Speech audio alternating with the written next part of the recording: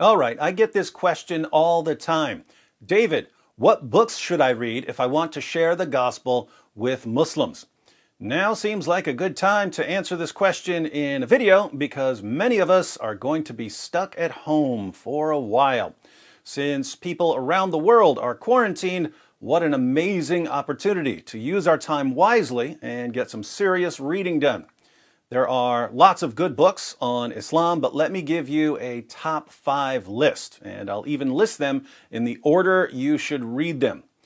Side note, back in January, I posted a video about Greg Koukl's book, Tactics. Tactics is foundational. Whenever I recommend books on some given topic, Tactics is always assumed as part of the list. So if you haven't read Tactics yet, the link is in the description box. Now, if you want to know what you're talking about when you have a conversation with a Muslim, it's a good idea to study ahead of time. Where do you begin? First, if you haven't already read it, start with Seeking Allah, Finding Jesus by Nabeel Qureshi. Not only is this an excellent introduction to Islam-focused apologetics, it also takes you inside the mind of a Muslim. Apart from that, because it's biographical, it's easy to read and often entertaining, especially when Nabeel is writing about a certain super genius friend he met in college. So, Seeking Allah, Finding Jesus is the best place to start. The link to the 3rd edition is in the description box. By the way, I wrote the appendix in here on the historical Muhammad.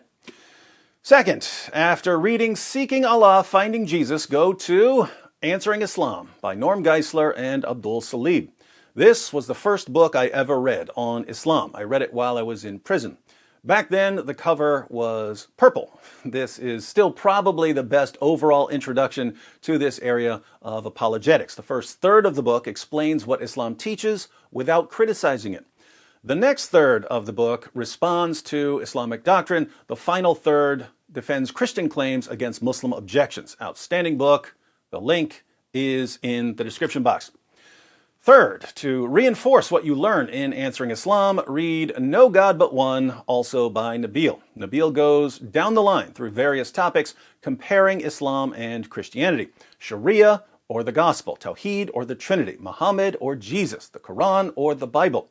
He lays out a positive case for Jesus' death, resurrection, and deity, and considers Muslim objections.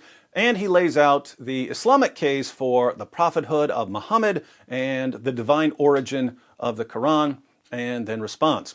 Link is in the description box. Fourth, what's missing? Jihad. But David, what does jihad have to do with witnessing to Muslims?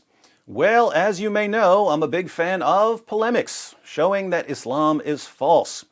The vast majority of the Muslims I know who've become Christians only started taking the gospel seriously after their confidence in Islam was seriously undermined. So polemics is important. And one of the things that starts bothering many Muslims about Islam is the violence that's built into it. Knowing what Islam teaches about jihad and knowing the history of jihad therefore gives you a tremendous advantage. And by far, the best book on jihad is Robert Spencer's A History of Jihad from Muhammad to ISIS. This is a fairly long book, but even if you don't think you'll read all of it, I would encourage you to master the first chapter, which is about Muhammad. If you're motivated, then master the entire book.